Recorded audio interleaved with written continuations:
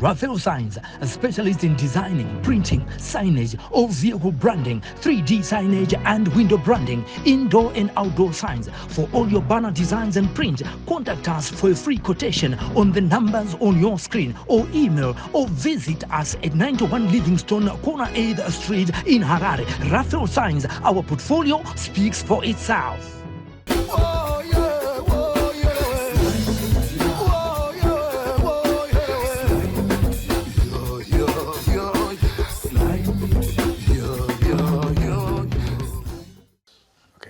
Kukugamuchirai kwatiri kuita vatariri veSly Media TV zita ndinonzi Simba Rashe wekwazvidza kana kuti Mukanya.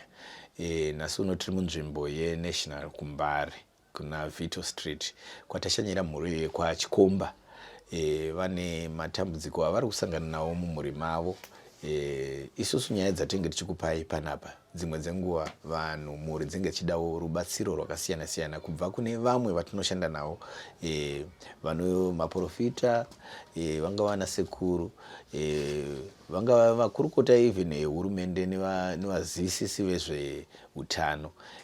Regai nditaure namai Chikomba vatiudzewo kuti dambudziko riri pamusha pavo nderei. Regai tinzwe vachitaura. Mama, ndinoda kuti musangana nevatariri veSly Media TV munyatsovaudza kuti imi ndimi ani, uyezve mubve matsetsenura kutanga kwakaita matambudziko ese amuri kusangana nawo pano pamusha penyu. I'm sorry. Inini ndinoitwa mai Chikomba. Ndiri muroora wemusha unowu. Pandakaroorwa ndakaroorwa 1990 pamusha unowu. Ndakawana tezvara vangu vafa, ndakasiwa neamweni vangu vari vapenyu, vanhu vese vangu vari vapenyu. So pamusha unowu pane nyaya dzandisiri kunzwisisa pamusha uno kuti chii chiri kuitika. Vanhu vakafa musha, vamwe vachisiyana ne10 days kufa pano pamusha. Vachifa vazhinji vacho vaifa vachirwara nenjere. Vachirasika njere vachitopenga kufamba mumastreet. So nyaya iyi murume wangu ndiye akanga asara.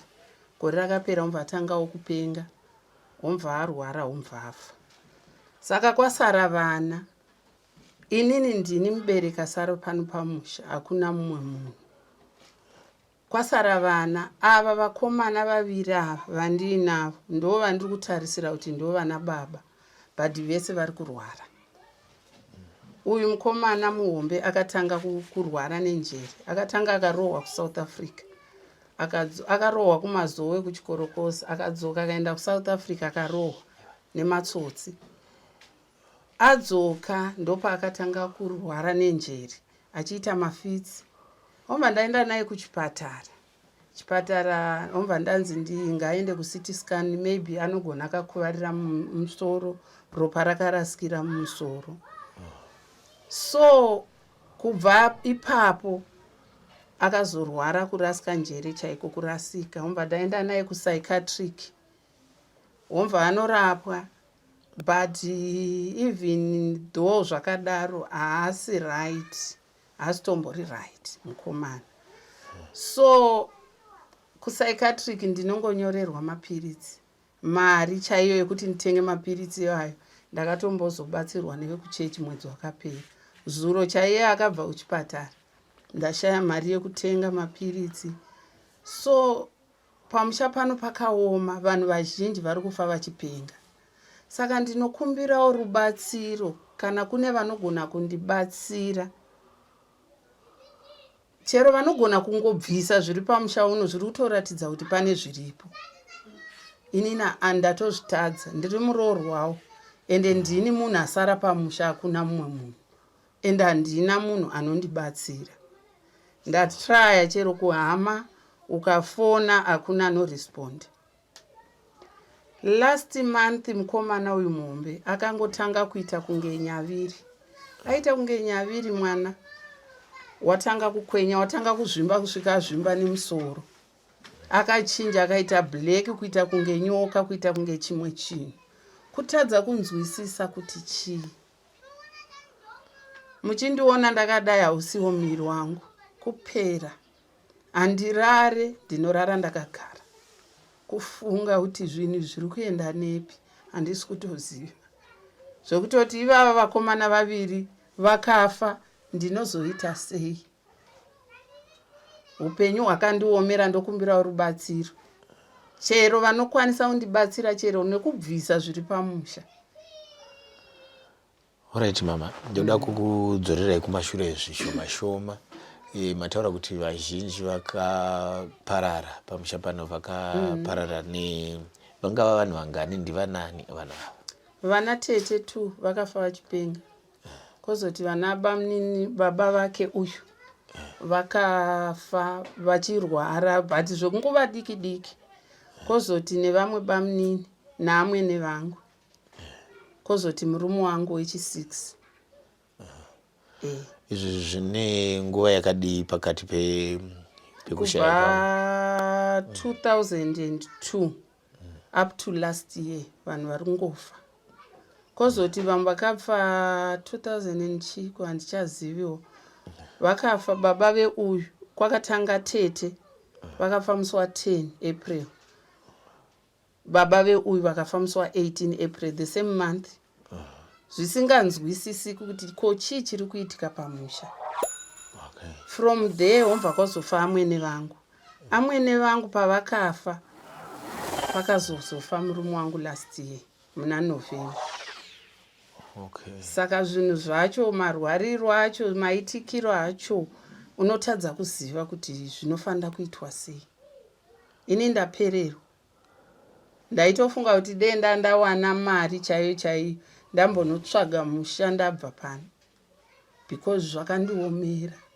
Ndasara ndiri ndega, handina mumwe munhu anondibatsira.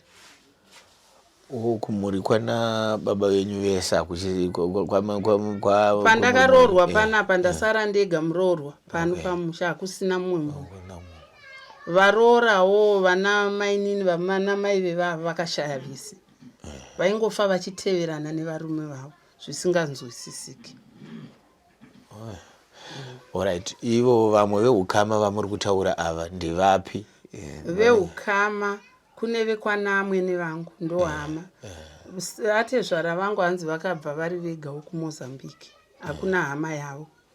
Kozoti vazukuru vepano pamusha, uchero ukavaudza nongonzwa zvichinzi hatina mari. Hapana paungamanikidze munhu kuti ita zvakati. Ndizvozvo.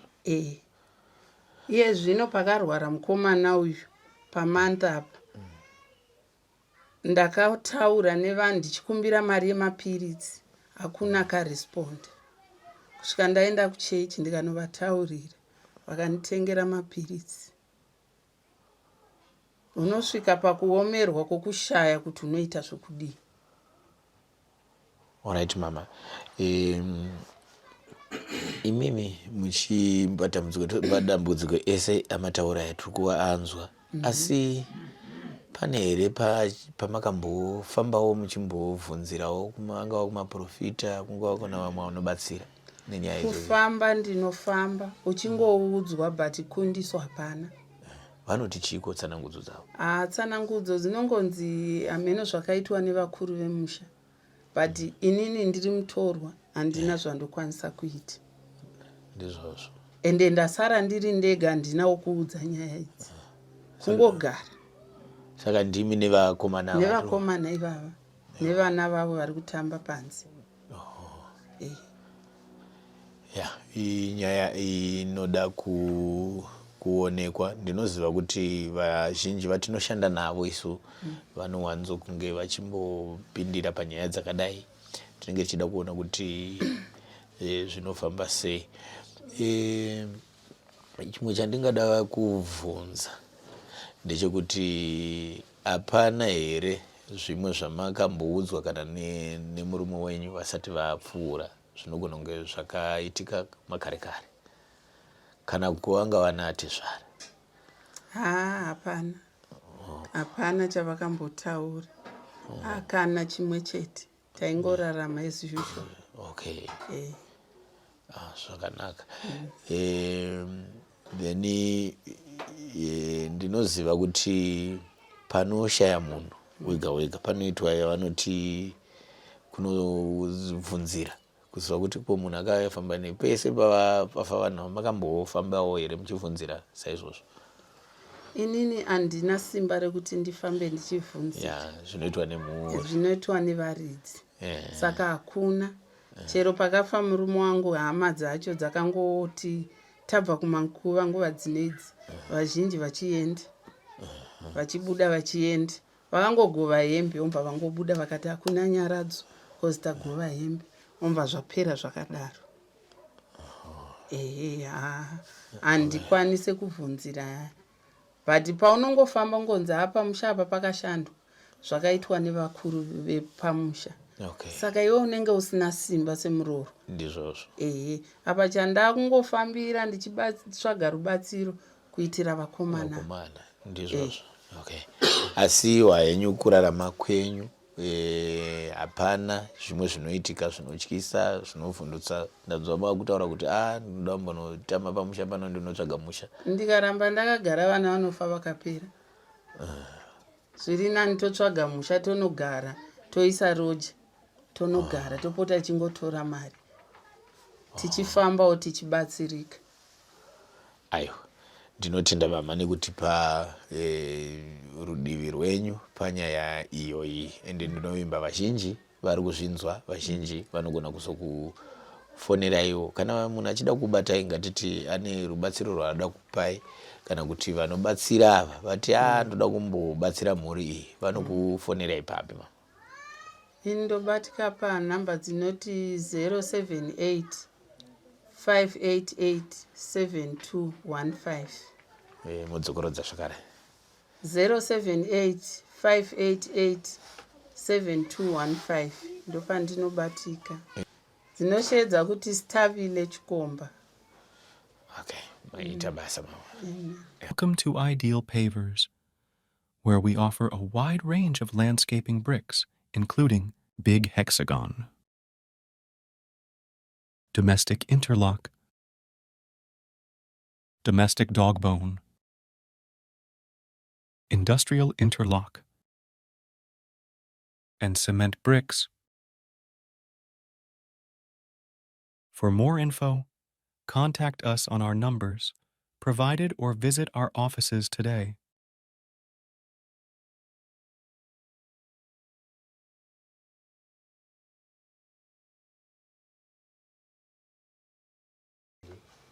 Inini ndoitwa Ngoma Kelvin Chikomba, togara panhamba 214 Vito kuNational kuMbare. Nyaya yandiunza pamberi penyu mhuri yeZimbabwe inyaya yekuti inini ndiri mukomana aizvitsvakira, achingopinda mumasango achiita zvese, ndichipinda mumasango ndichiita zvese, ndichikorokoza tichiita sei. Mukutsvaga imomo ndoma ndakasangana nevanga riri apa pamusoro apa, nechepamusoro apa. Ndakadonherwa ndiri mumaini, taiita zvekukorokoza, ndakabva ndatemwa musoro, ndikauya ndine vanga randanga ndinaro. Mukutsvaka futi imomo ndakauya ndakadzoka kuno kuHarare. Semunhu aitsvaka, ndadzoka kuno kuHarare ndobva ndati rega ndichienda kuSouth Africa Joni. KuJoni uku ndiko kwandakanosangana nerimwewo dambudziko ndakasangana nematsotsi. Matsotsi kwakundirova gotsi nedhina. Ndichirohwa nematsotsi. Ndarohwa nematsotsi nedhina, kwakudzoka futi kumba kuZimbabwe kuHarare. Ndiri muno muHarare, ndakabva ndatanga kurwara ndiri muno muHarare, ndiri kuno kuZimbabwe. Ndichirwara kudaro, ndakatanga kurwara zvokuti semunhu anenge achipindwa nechando zvesve. Ndabva ndatanga kurwara, ndichirwara kudaro kwakutanga kurasika njere. Zvakaitika ndezvekuti zvinhu zvacho zvanhu zvisinganzwisisike zvaiita kunge zvinhu zvekungoitika, asi ndichirwara ndichiita kunge ndikurasika njere, kwakuzotanga kurasika kubuda ndichiita kuita kubuda pamba ndichitoita kunorara ndisipo ndichirasika. Mukurasika muye ndombonogara kana 2 days ndisipo pamba, ndichidzoka pamba. Kudzoka pamba kwandaiita kwekwe ndozonzwa vanhu vachinditaurira kuti wanga warasika, wanga usipo. Ndo marasikiro aiita vabereki vako, vanasekuru, vanabamnini vako, ndo marasikiro avaiita. Ndozongonzwa vanhu vachinditaurira vachindiudza vachidaro.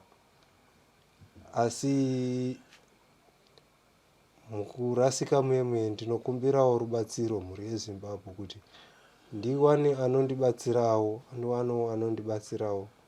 Ndinokumbirawo rubatsiro mhuri yeZimbabwe. Ndatenda. Okay. Ndiri kuona uchiti manga muchimbotsvaga mumasango umu, zvaibatika here? Taimboedza kutsvaka apo neapo, tichitsvaka tichiparasurawo, tichitsvakawo sevakomanawo. Then urikuti ndakanzwa kuti marasikiro amama kuita ndo zvaiita vana bamudiki, even vana tete, zvataura mama. Imimiwo mwawochikomana munombofambawo here kuenda kudzichechiwo kunotsvagawo kundiso, kunyanya kana muchipinda mumasango umu zvakaita sekunocherwa uko, kunoda kuti mumbofambawo usingozi vanhu munosangana navo vanhu vakasiyana siyana. Zvinoitika ndezvekuti kufamba umu tinombofambawo tichitsvaka rubatsiro, asi hatina watati tawana atibatsira, asi tinokumbirawo rubatsiro mhuri yeZimbabwe. Tinokumbirawo rubatsiro kuti kana pane anokwanisawo kubvisawo zvinenge zviri kuitika pamusha uno, pamusha wachikomba, ndinokumbirawo kuti tiwane rubatsiro. Ndambonzwa kuchinzi wakamboita unenge munyaviri kunge uri kudonha mafits, iko zvino zvakamira sei? Iko zvinezvi mhuri yeZimbabwe ndakamboita mafits munyaviri. Zvichiita kunge munyaviri ndikatanga kukwenya zvichiita semaronda. Ndichitanga kukwenya zvichirwadza, zvichibuda zvichiita kunge maronda, asi mukukwenya muye ndakanopiwa medication kuchipatara, zvikambomira. Zvamira ndikatanga kuita kunge zvakupora, asi iko zvinezvi zviri kudzoka futi zvekare, zviri kuita kunge mukada kutarisa kana ganda racho rakatochinja kala. Ganda racho rakatochinja kala. Ndakutoita kunge makwamba kuita kunge nyoka. Okay. Zviri kuitika maoko chete here kana kuti muviri wese? Okay. Zviri kuitika muviri wese. Okay. Handizivi mukoma wangu, kwamunombofamba uko hamuna here zvimwe zvinogona kunge zvakaitika zvimwewo zvisiri zvekubatwa nematsotsi, zvekuti munogona kunge makamboitawo zvimwe zvinhu kune vamwe vanhu zvisina kunaka? Ndingakunyeperei, handina. No. Imimiwo munofonereka here mune foni? Inini handina. Hamuna PIN number, alright. No, zvakanaka. Ndinoimba vazhinji vemhuri yeZimbabwe iri kukunzwai, iri kukuonai, uyezve rubatsiro rwamuri kutsvaga ruchange ruchizouya kwamuri vanobata mama panhamba dzavataura dziya. Ndo chishuviro chedu isusu seSly Media TV kuti vese vatasangana navo vange vachiwanawo zambuko rekuti vaendewo kune rutivi rwakanaka, muve mutano, muve munoshandira mhuri dzenyu. Tinotenda. Aiwa, totenda. Takaizoita mukana wekukurukurawo navasawira vanozivawo nezvemhuri yepano kuti vatiudzewo zvavanoziva uyezve maonero avo sasawira. Mama, mungaudza here vatariri kuti imimi ndimani uyezve motiudza zvamunozivawo nezvinoitika pamhuri yepano? Ini ndoitwa Gogo Joel, risawirawo kwaChikomba. Zvinhu zvandingakwanise kutaura ndofunga mudzimai wepano ataura zvese. Zvanga zvichibuda panapa zvitaurwa nomukadzi wacho ndo zvacho zvakaitika pano, nokuti panapa shuwa pamba panapa panoda rubatsiro. Pakarwariwa zvisingaiti. Kurwara kwacho kwaita vanhu vepanapa vairwara zvekungotenderera pfungwa vasina zvavanomboziya, zvokuti inini ndaigara pano ndichitochengeta vana mai vacho pano, ndichitovachengeta vachiita zvavanenge vachiita izvozvo, but firo yacho ndiyo yekurwara. Ndisingaziva kuti zvakagadzirwawo panapa, ndiziva kuti pakagadzirwa sei, handizive. Ndokuziva kwangu upenyu hwepapa panapa. Handina zvizhinji zvandinombotaura. Asi mava nenguva yakadii muchizivana nemhuri iyi? Makore. Ndakazvarirwa pana Vita. Zvokuti mhuri yakauya ndiripo. Ana amai vacho vakauya ripo, ana baba vacho vakafa ndiri pano. Ndikaita sawira mai, vana vese ndikaita sawira zvese. Hapana wandakambosarudza. Ava kuzoroorwa muripo? Vakaroorwa zvavo, but vakatozouya kuti ndichinyatsozivana navo pakafa baba vacho, pakafa mai. Noti vanga vasingagare kuno, vaigara kwavaigara, vanga vasingagare kunoko. Ndomaziviro andakazovaitawo manje. Vakadzokawo vakazobatanawo neni manje, usawira neni manje turu baba nemhuri yese. Saka nditori sawira wani pamba panapa. Vanhu vese vakafa pano pamba, ndina ndiri sawira wavo pano. Saka nhorowende sei yavataura munonyatsokuiziva ende ndeyechokwadi? Ndeyechokwadi. Nhoroondo yataurwa panapa ndeyechokwadi, zvokuti nedambudziko rina mbuya vamuri kuona ichokwadi. Amai vari kutambura, zvokuti ndikada kuti ndienderere pamberi hazvizoita, but ambuya vari kutambudzika. Havana muchengeti, havana anombovabatsira papa. Nyangwe kudya chaiko chaiko kwandidi kunyeperai. Mai vari kutambura, vanoda rubatsiro, vabatsire. Kana yeye mukomana uyu ari kuda rubatsiro rwombo, ari kuda rubatsiro rwombo. Iyi ringi iyi hese kutamba nayo kai, ine basa ringi, ada rubatsiro mwana. Aiwa, tinotenda mama nenguva yamatipa iyi kuti tikurukure. Maita basa. Maasikati akanaka mhuri yeZimbabwe. Inini zita rekuberekwa ndinoitwa Ashton Takudzwa Mubaiwa. Ndiri nemakore 21 ekuberekwa. So ndakatanga kugara pamba pano muna November kusvika pari nhasi ndichigara pano. Asi zvimwe zvandinoona zvinoitikawo pano, ininiwo handina hangu ukama nevanhu vepano, asi ukama huripo ndewokuti kuwanisana pekugara, ndo pakatangira ukama hwedu. Ndizvozvo. Ini toya pane mumwe mukomana mumwe wacho Kelvin. Apa neniwo ndo pandinonyatsopupura pandakambomirawo, ndakatombobatsira nekuti ndakamutarisa ndinotomuona semukomo wangu. Mukomana akasvika nguva dzekuti mushure mekunge baba vake vafa, nekuti baba vake vakazosara vofa ndatova pano. Mukomana mushure mekunge baba vake vafa akasara akambosvika nguva yekuita seanorasika njere. Funga munana February March imomo. Saka zvaiita nezvekuti aingosvika nguva yekuti anenge asisatoda munhu padhuze naye. Asi chiyaitika manje ndechekuti inini ndakagara ndamutyisidzira. Ndakati nino kwangonditema nematombo kana kundiita sei ndikukuita sei ndikubata ndokurova. Saka akangogara ine kamentality kake kugara anditya kudhara. Saka taiti takada kutanga kuti timuteere kana kuti vamwe vakada kuti vamuteere aitotanga aigona kutobata kana matombo kutoti anongondibata chiri ndikuita se ndikutomukwadza.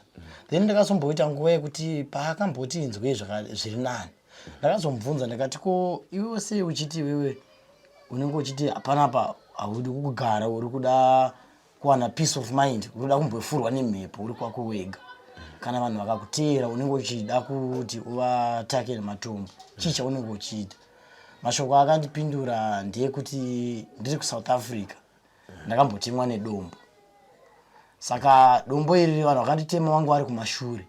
So inini ndakangotanga kufamba ndakaona munhu achinditeera zvandisinganzwisise ndinotanga kuita wind back panyaya ipi zvakaitika ndiri kuSouth Africa. Saka takatomboti mumwe musi akangomuka makuseni achibva aiwa akabuda manheru abva atiza pano zvokuti akatorara asipo.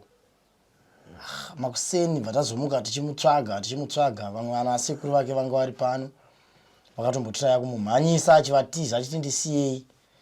Amai vacho bva vauya bva vandinokera mumba nditi mukoma takudzwa tokumbirira sei muuye mutibatsire kubata mukomana. Ndifunga time akakurosa apa ndikabva ndamumhanyisa abva achinoti haana kurefu kwaanoita se kwaanoramba achienda abva pota achipinda pagedhi rirapo. Ndasvika mana nomubata maoko nemakumbo vandamukanda kumusana vandauya naye vandamuisa munomu vandatoti gatimise cheni ndatora iripo cheni imwe iri padhoo apo vandambomusunga nayo. Mukomana abva atomboswera pamba ini vandabuda vandaenda kubasa. Ndadzoka vandanzwa futi same mukomana acho se azosara vamusunungura achida kunzi ageze ndokutiza kwabva aita. Ndofunga akaita almost 2 days asipo.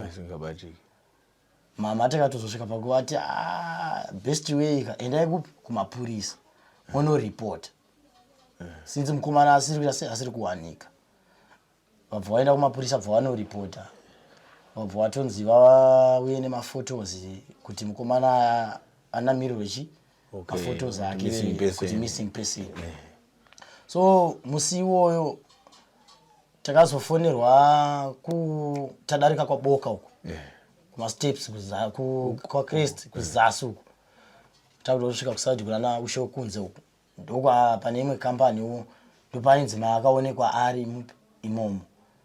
Tabva tatozo haya motikari zvekuma round 10 pataenda kunoita se kunomutora mukomana but airatidza kuti njere dzake dzanga dzisitori panzvimbo. Tabva tauya naye bva tangomusiya mumba tichida kuti tirare abva abuda futi same day iroro. Ndofunga akaenda panze paseri pasinga apo so pane simbi dziri papo ane chikoku chebhasikoro chine pedal ndochaakabva abata akati ari kundibata ndikuita sei ndikumurova nacho. Abva tangoti gaititsvage zano isu bva tatanga kumhanya tichimuteera kumashure. Ndofunga takakwidza street rinori kunosvika kuStodard tabva tadai kusvika kusaidi kuZBC uko. Laki ratakatozoita nderekuti takazowana munhu anga aine kombi akapaka muside meroad. Tatanyatsoona kuti mukomana zvokuti timubati zviri kunetsa. Tabva tachikumbira munhu wekombi kuti tokumbirawo iwe uita sei udrive kombi yako takarembera kumashure. Ndokumubata kwatakazoita kombi bva yatanga kudrive. Saka kombi payakanga yakuita kakupfuurira paari tabva tanojamba tichiita sei tichimudonhedzera pasi mukomana patamusunga. Abva atomboita mazuva tikamugarisa pacheni akatomboga tigarei pamba njere dzichiratidza hadzo kuti pane zviri kuitika asi ari pamba. Then ndo pakazoendwa kuHarare hospital. Mukomana tichisvika kupsychiatric ndofunga mukomana kana nini ndakatovhundukawo nezvakaitika ipapo zvokuti ndakatanga kutosuspecta kuti zvimwe zvacho zvinenge zvine chivanhu mukati nekuti mukomana akabva atoita back to normal. Zvinhu zvaanga akubvunzwa anga akutobvunzwa achipindura zvaienderana zvekuti zvakabva zvatosiyana nezvaanga achiita tiri kumba kuno kubva atoita back to normal.